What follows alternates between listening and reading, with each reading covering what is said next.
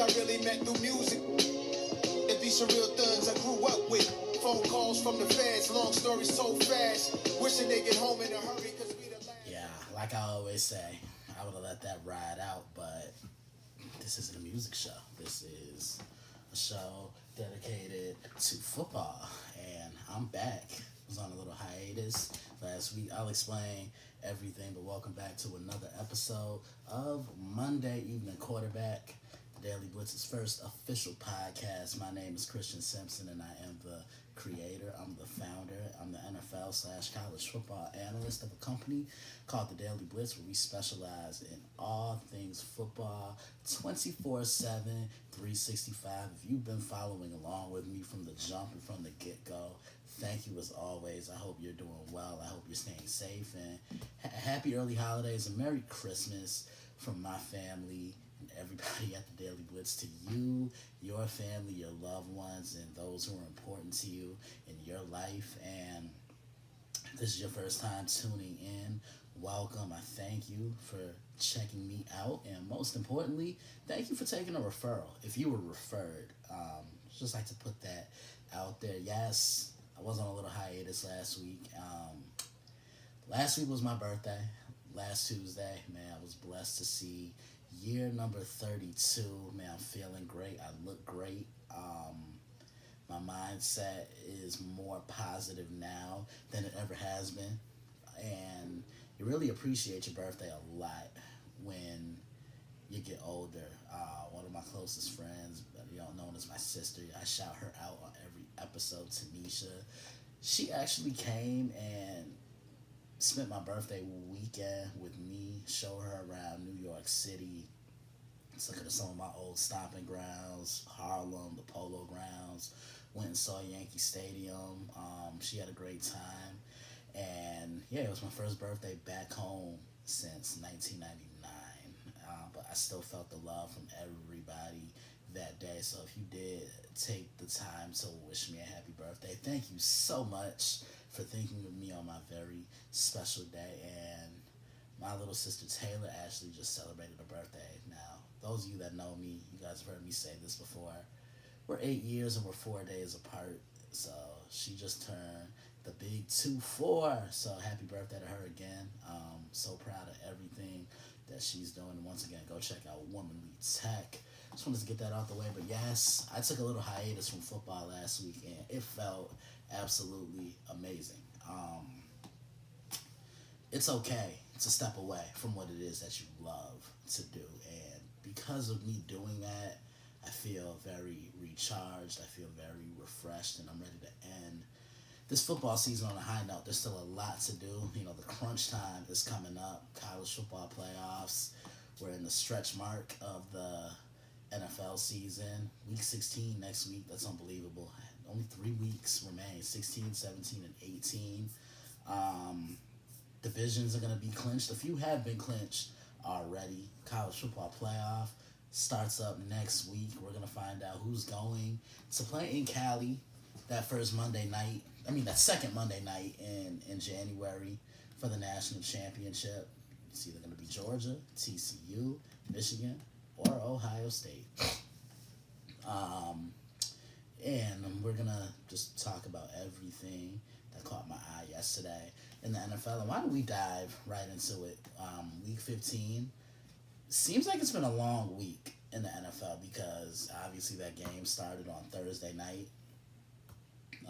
That's what kicked everything off between the 49ers and the Seahawks, the Sherm Bowl, or as I entitled it, Rich Forever, which I sampled a Rick Ross and John Legend song, Richard Sherman, Rich.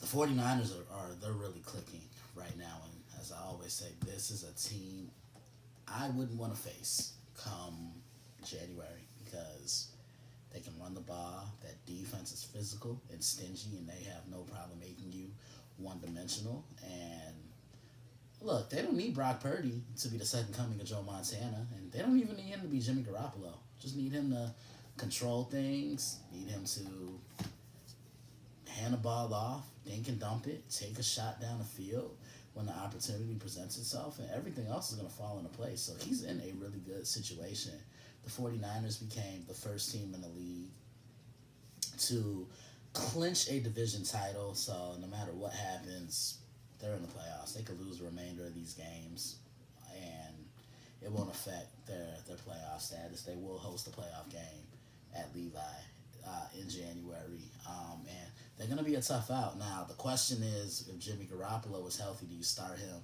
You guys know what I always say. Go with the hand that's hot, and until Brock gives you a reason to bench him, don't. Stick with the hand that's hot. I'm just saying, he's playing well. I mean, beat the GOAT in his first start, Tom Brady, and then you go into Seattle, which is a very hostile environment for a young quarterback. Your first road start, and you handle yourself well in that one. The 49ers won that game on Thursday by a score of 21-13. It was a low scoring and physical football game, as I expected it to be. And Purdy did what he was supposed to do. But I think the game plan was pretty simple for the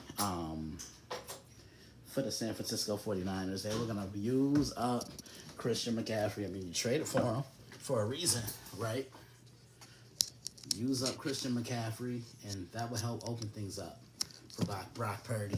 And I just look at how the group of receivers really stepped up to compensate for Deebo Samuel. Deebo got hurt in that game last week against the Tampa Bay Buccaneers. Everybody thought it was a lot worse than it looked, but luckily it's just an ankle sprain, and he's going to be back sometime this year. I bring him back. Maybe that second to last game of the year, so he can get back in game shape, because he's a key piece to what they do offensively. While Deebo is their Swiss Army knife of a football player, I think Brandon Ayuk has the higher ceiling as a receiver. He's their best threat on the perimeter. He's their best pure wide receiver. He can stretch the field vertically, go underneath, take the top off his own coverage, and he just always knows how to get himself open. This 49ers team, they're playing well right now. They won the West. Who could have imagined, especially, the way Seattle was playing, and I know they've struggled, but they're still in a hunt for the playoffs. The Rams, they've been a walking disaster this year in Arizona. In the words of the late Dennis Green, they are who we thought they were. The 49ers have punched their ticket to the playoffs, and they have clinched a division title. So let's just address the elephant in the room right now. The Indianapolis Colts and the Minnesota Vikings. That was the first game of the day on Saturday. There's nothing like Saturday football, especially around this time of the year, and I love how the NFL promotes it. But I look at this one. The Colts got out to a strong start. At one point, they were up 33-0. It's supposed to close out, and the game is yours, right? No lead is safe in the NFL these days. We learned that from 28-3 with New England and Atlanta all those years ago. Minnesota did come back and win that game. It's the largest comeback in National Football League history. The Colts were only able to muster up 3 points after that 33-0 start. Minnesota got back in the game, and look, at this point, I almost feel bad for Matt Ryan, because he was the starting quarterback in that Super Bowl when the Patriots came back from 28-3. He was the starting quarterback in this game against the Minnesota Vikings. And, I'll say this about Minnesota. Sunday showed exactly why I'm not sold on the Vikings. Because, look, the record is great. They're 11-3. They did win their division on Saturday. They've been, they've been the best team in the NFC North all year. New head coach, which was huge for them. They don't play defense, and they don't put teams away. Like, look, the Colts aren't a good football team, but you're not going to come back from 30-0, say, on Philly, San Francisco, Dallas, who just mud stomped you in your own house a couple weeks ago. And if they get it right, Tampa Bay could be a tough challenge for the Minnesota Vikings as well. I mean, Minnesota, they are 11-3, lost that game to the Lions last week. But yeah, Minnesota, they got some things they got to tighten up because they should have never been in that position to begin with. When I was watching that game, I just said to myself, wow, this is really happening right now. Like, this is really freaking happening right now. The Colts, they came into the year with a lot of heavy expectations. 6th starting quarterback in as many years. Year before, last year, it was Carson Wentz. The year before, it was Phillip Rivers, and it was Jacoby Brissett. I mean, they've had quite the rotating door of quarterbacks since Andrew Luck retired, and I think that's been their downfall. Yeah, the Colts have been such a disappointment. They're in there with Denver, and leave that in the comments, actually, when you watch this episode of Monday Evening Quarterback. Who do you think's been a bigger disappointment this year? Has it been the Colts? Has it been the Denver Broncos? Both have 2 veteran quarterbacks, and both quarterbacks have not made a difference with anything. But yeah, when you're up 33-0, you got to close out. There's no excuse. The Vikings did win that game by a score of 39-36. Looking at some of these stats right here. In overtime, by the way, Matt Ryan, 19-33, 182 yards, 1 touchdown, no interceptions, and he was only sacked 3 times. There was no Jonathan Taylor. He was out. So they went with Zach Moss, 24 carries, 81 yards, no touchdowns. And then the Minnesota Vikings, Kirk Cousins threw the ball 54 times. I mean, he had no choice. Because when you're down early like that, throwing the ball is what's going to hopefully get you back into the game. Dalvin Cook ran for 95 yards, and KJ Osborne was the leading receiver. 10 receptions, 157 yards, 1 touchdown. Justin Jefferson did what Justin Jefferson does. 12 catches, 123 yards receiving, and 1 touchdown as well. Dalvin Cook caught a touchdown pass, and as they add them, Thielen and KJ Osborne, who I just mentioned. The other Saturday games, Saturday marked the first game Deshaun Watson played in Cleveland. And Baltimore, I'm still trying to figure them out. I thought we were kind of past this with them. They get punched in the mouth, lose that game, but I scored 13-3, which I did call. I look at the Ravens, and they don't like when you're physical with them. They like to be the establisher, they like to establish the physicality. There we go. Stumbled on my words. They like to establish the physicality, and Cleveland punched them in the mouth, and the Ravens can never recover. Ravens offense had a tough time getting into the end zone on that Cleveland defense. Tyler Huntley didn't look the best. Cleveland uglied that game up, and they won that game by a score of 13-3. And then the finale on Saturday night, Miami Dolphins, Buffalo Bills, which I did preview on the site. And if you read it and gave me some input on the game, thank you very much. Josh Allen was the leading rusher again, and y'all know how I feel. But the thing that's really been impressing me with the Buffalo Bills is the way Josh Allen is spreading the ball around to the open receivers. Look, when you play the Bills, you have to zoom in on one guy. That's Stephon Diggs. And Josh Allen's been sharing the wealth. I think Dawson Knox was the leading receiver in this game for the Buffalo Bills, but I still have that problem with Buffalo. Man up, run the damn ball. It's that simple. Bully somebody in the trenches. Play downhill. Feed James Cook. Who I think is a little bit more versatile than Devin Singletary. I have a feeling James Cook is going to end up becoming RB1 soon. Give a lot of credit to Miami because they were physical. They ran the football. And the same issues I've had and complaints I've had with Buffalo. Excuse me. I've had those same issues with Miami. I think the Dolphins are a little too dependent on both Tua Tagovailoa and Tyreek Hill. Like, they expect those two to bail them out every time they need a big play. Spread the ball around. Keep a defense on their toes, on their heels, and they don't do that. But I would like the fact that Miami was trying to establish physicality and they were running the football. And for a minute, I thought Miami was about to go into frigid Orchard Park in New York and upset the Buffalo Bills, but Buffalo controlled the clock for the rest of the way. They made sure that Miami did not get the ball back, won that game by a score of 32-29.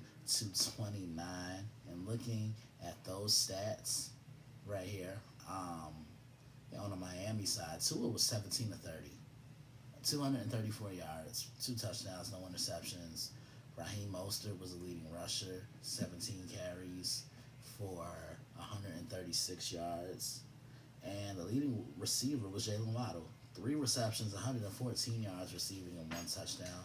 And give Buffalo credit. Held Tyreek to under 100 yards receiving, held him to 69 yards. Yeah, he did score a touchdown, but he was kept in check for most of the game. You got to hit him. You got to take him away right away.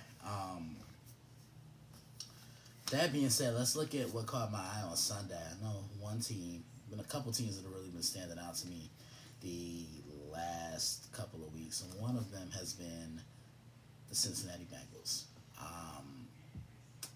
They couldn't have picked a better time to play their best football right now. And the one thing that I think a lot of people, the ball in my hands, don't realize about the Bengals is they're a sneaky, physical football team. Look at what they did in Kansas City look at what they did against Mahomes. They just find a way to keep that explosive play and keep everything underneath. They keep those safeties high. They play that coverage underneath, and sometimes they get home with just 3, 4 at the most. No blitzing. Look at what they did against Tennessee. Kept Derrick Henry in consistent check. And I look at what they did yesterday against Brady and the Tampa Bay Buccaneers. It marked the first meeting between the number 1 pick in the 2020 NFL Draft and the number 1 quarterback of all time to many people in Tom Brady. And Tampa looked as if they were back. I mean, they were moving the ball up the field. Brady was getting rid of the ball quickly. He was spreading the ball around to his receivers. Excuse me. They're making catches and everything, and they just look to execute perfectly. But football games are won in the second half, not the first half. And give Cincinnati a lot of credit because they adjusted. Joe Burrow just has that moxie to brush it off his shoulders and keep it moving. Like, he never lets a bad play phase him. And Cincinnati did win that game by a score of 34-23. I think they're going to end up winning this division again. And what I like the most about the Bengals is they're just playing football. They're not saying to the media, "Oh, well, we won the AFC last year, so it still goes through us." No, they're showing you better than they can tell you, and give a lot of credit to this defense because they hit Brady, they pressured him up the middle, they flushed him out the pocket, and they put him in a lot of long yardage situations. Tampa didn't adjust and needed the Todd Bowles. I think Todd Bowles is an awful coach. Call me disrespectful all you want, but I know a bad coach when I see one. Yeah, but Cincinnati, they're playing high. And another team that's really been high. The Detroit Lions. Give Dan Campbell a lot of credit. And if the Lions do make the playoffs, he needs some Coach of the Year love. Because, the Lions at one point were 6 and were 1-6 through 7 games. And lately, they're winning games, they're finishing games, the defense has improved, and offensively, Jared Goff is playing some of the best football I think I've ever seen him play. All he needed was another chance, and he's getting it right now. He's taking full advantage of it. They have a young group of receivers, Amon-Ra St. Brown, Jamison Williams. I think that's going to be a tandem to watch these next few seasons. Lions had to grind that game out yesterday here in East Rutherford, actually, against the New York Jets. Won that game by a score of 20-17 to keep their slim playoff hopes alive. Yeah, they've been fun to watch. And Dan Campbell, I guess the whole biting kneecaps thing is paying off, as weird as it is. But coaches have their own motivational tactic, and they know how to get their players up and going. Who ever would imagine the Lions would be in a playoff race? Because usually around this time, they're eliminated, but they've played really hard. Dan Campbell is a coach I want to play for. I run through a brick wall for him because he just knows how to get his players going, and he's that true players coach that I always describe. A guy that knows the ins and outs, unfortunately, of being a player, because some days you're going to have ups, most days you're going to have downs, but just as long as you keep it together and you keep it moving, everything is gonna fall right into place. Speaking of the NFC, can I talk about Dallas real quick?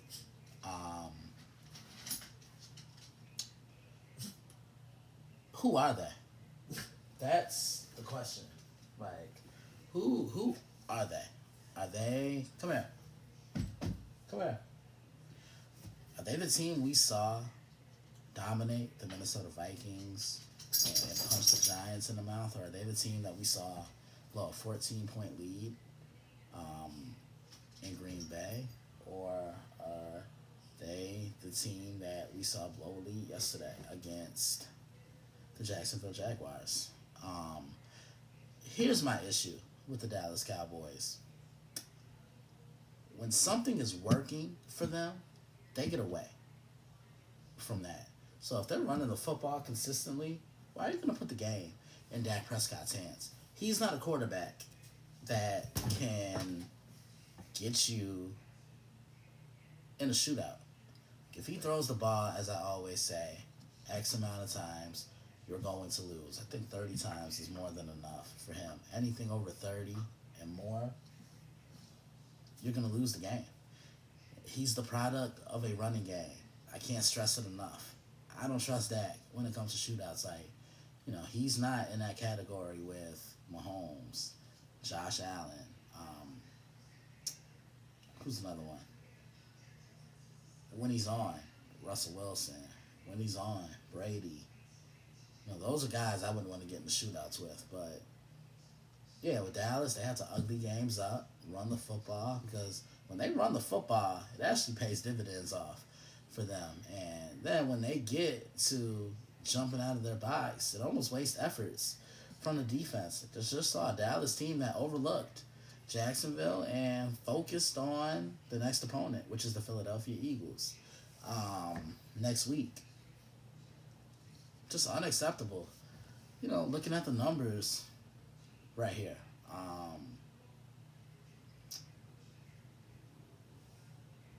Look, Dak threw the ball 30 times. That was perfect. He went 22 of 30, 256, 3 touchdowns, 2 interceptions. Tony Pollard ran the ball 19 times for 75 yards. Zeke touched the ball 16 times for 58 yards. And then CeeDee Lamb was the leading receiver. 7 receptions, 126 yards. And give Jacksonville a lot of credit because, I saw an interview with one of their players the other day. And Someone asked him what's been the difference between this year and last year, and he didn't even hesitate. He said what I knew he was gonna say: coaching. Um, I've seen more effort in Jacksonville this year alone under Doug Peterson than I have all year with Urban Meyer. And that just goes to show you college coaches aren't always necessarily made for the NFL. That was the case. Jacksonville won that game by a score of 40-34 in overtime. Won it on a pick six. Jack threw an interception, ended up getting picked off, and he called game. Those are two big wins for Jacksonville in the last few games. You know, they punched Baltimore in the mouth and upset them, and then they just upset the Dallas Cowboys. You know, two playoff teams. Well, one's more of a playoff team than another. You know, looking at the playoff pick. You know, looking at the playoff picture right now. I'm gonna start in the AFC.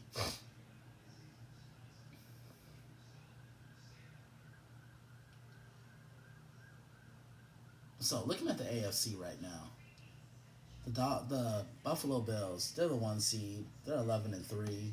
Kansas City is the 2 seed.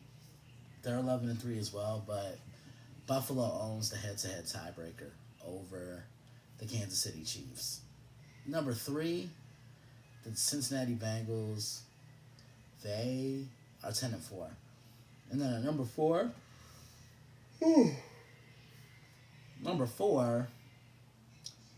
the Tennessee Titans. Now I know they've been struggling. They're 7-7 right now.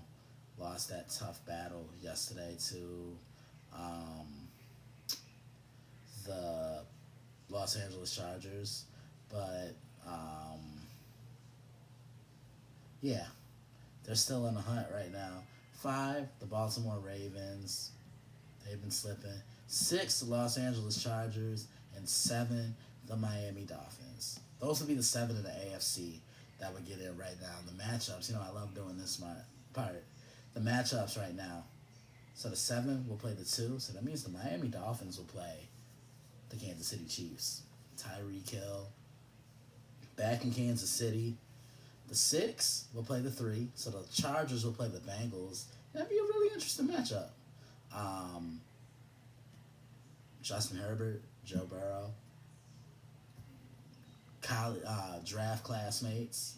The 4 will play the 5. Ravens, Titans. Love when these two teams play because it's always physical and it's hard hitting. And the Titans have had Baltimore's number the last couple years, excluding the last time when they met in the playoffs. That ended up being Lamar's first win in the playoffs.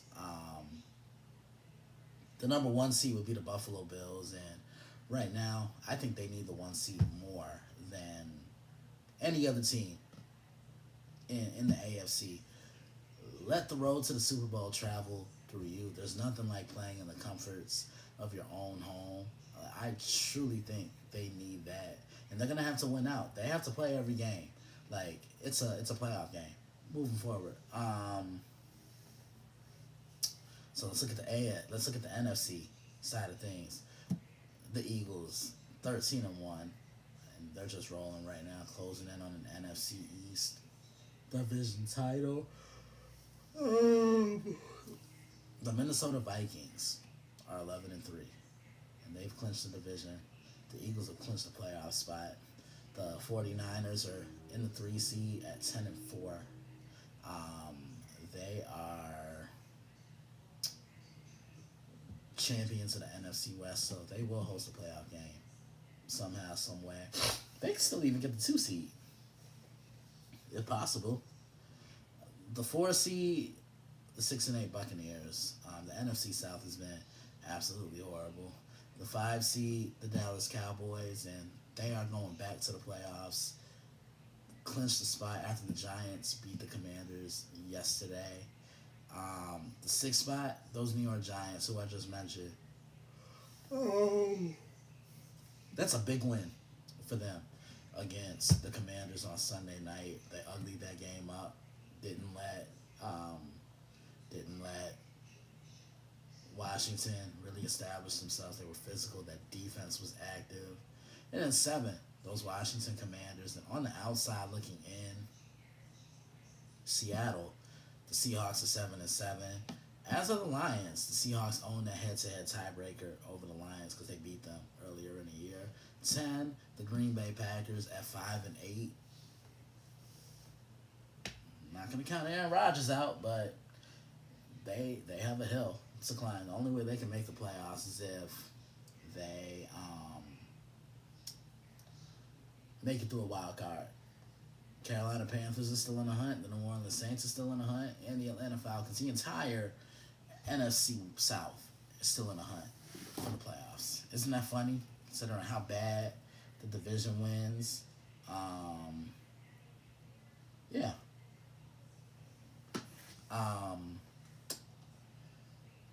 That's pretty much all I had today.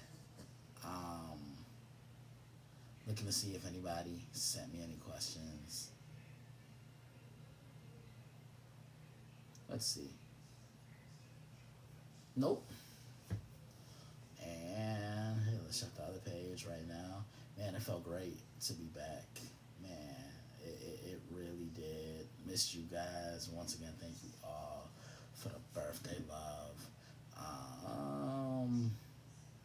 Yeah, nobody left me any questions. So with that being said, I'm just going to end this edition of Monday Evening Quarterback today. Log on to the website, which is thedailyblitz.blog. Enter your email address. Become a subscriber today. Follow us on Twitter at dailyblitz_61. Like the Facebook fan page, facebook.com/thedailyblitz. Follow us on Instagram at thedailyblitz_61. Keep up with me through the airwaves on my way to go do the Prime as we speak on Prime Sports World, the network. I'm on there every Monday and Tuesday night in the fall with David Hoffman, Israel Rivera, TJ Hopkins, and Matt James. Every Wednesday, catch me on the Nerd Report on the Nerd Report Network with Ronnie Kuhn, John Danzo, and Ryan Shaw. Fridays, catch me on College Football Showdown with my main man, Mr. Israel Rivera. Saturday mornings, Sunday mornings, What's on Tap, the YouTube pregame show. Got that coming back your way this upcoming week. Remember, football games are played on Saturday this week, but 3 games do come on this upcoming Sunday, which happens to be Christmas Day. And once again, Merry Christmas from myself to you, your family, and your loved ones. And you can also catch me on the Sports Cubicle with Michael Angelo Mercado, Dan Margaret, Devin Tingle, and Paul Shavari on WCPT 8:20 a.m. in Chicago, Illinois. This is where I always do the shout-outs to my amazing parents, my mom, my dad. Love you guys both oh so much. Thank you for all you do, all you've done, and all you're going to do moving forward. My sister Taylor, who I just said at the top of the show, celebrated a birthday. She is the big 2-4, celebrating the 10-year anniversary of her 14th birthday. My other siblings, Sean, Janice, Tanisha, my son, who's laying here right now as we speak, Siebes, some of my closest friends, Corey, Deshaun, Rob Carter, Alex Bennett, Mike Griffin, Robert Butler, Kimmel Fryer, Candace Carter, Jason Tyree, who also just celebrated a birthday yesterday. Happy birthday. He likes to joke around and say this is our month, and we have a lot of similarities. We're both diehard New York Yankee fans, diehard University of North Carolina basketball fans, love hip-hop, love music. Just an overall great guy, and if you've had the chance to be in Jason's life, he's one of the best people you will ever come in contact with. And I can't forget Candace Carter. If I just mention her name again, I apologize. Josh, his daughters, his wife, Diana, hope you guys are doing well. Merry Christmas to you guys. And man, this was a fun show. It felt great to be back. I'm off to go do the Prime. You want the link to any of those shows I listed, let me know. I will gladly get it to you. And two more things. Then I'll end the show. Just thought about it. My game ball. Giving it to Joe Burrow. He was 27 to 39. 200 yards passing and 4 of those things called touchdowns. And Monday Night Football tonight. This was a matchup I think everybody thought would have something to do with playoff seeding. You know, the Rams have really been struggling, as have the Green Bay Packers. I think the Green Bay Packers win this game. It's going to be cold. It's going to be in the elements. Run Aaron Jones. Aaron Rodgers kind of controlled things, but still taking shots down the field. And, yeah, I just think the Packers have a little too much. And there's no Aaron Donald for the Rams. This Rams defense, everything for the Rams has just been a mess this year. And those are the two things I wanted to end the show with. Guys, have a great rest of your week. Take care of you. If you have issues with your mental health, please don't be afraid to reach out. You know, oftentimes people fake being okay. They don't fake depression. I've seen ignorant posts where people are saying, you know, depression is a choice. No, it's not. Whether you want to get the help with your depression to alleviate that, that's a choice. So just be kind to somebody today. You don't know what a person is going through. And I say this in light of DJ Twitch, who just recently committed suicide. The popular DJ from the Ellen DeGeneres show. I was absolutely shocked when I heard the news. And he was just dancing on Instagram. But yeah, that's tough. Like that's really tough. That's you know, that's a tough pill to swallow, especially around the holidays, and then leaves behind 3 young kids who aren't gonna have their dad once again. So you just never know what a person is going through. Don't be afraid to reach out and check on somebody today. I just wanted to end the show on that note, and I will see you guys next week for another episode of Monday Evening Quarterback. Continue to send me your football questions. Like, subscribe, and share the YouTube channel, which is The Daily Blitz. And keep up with us throughout the website and all over social media. I will see you guys soon.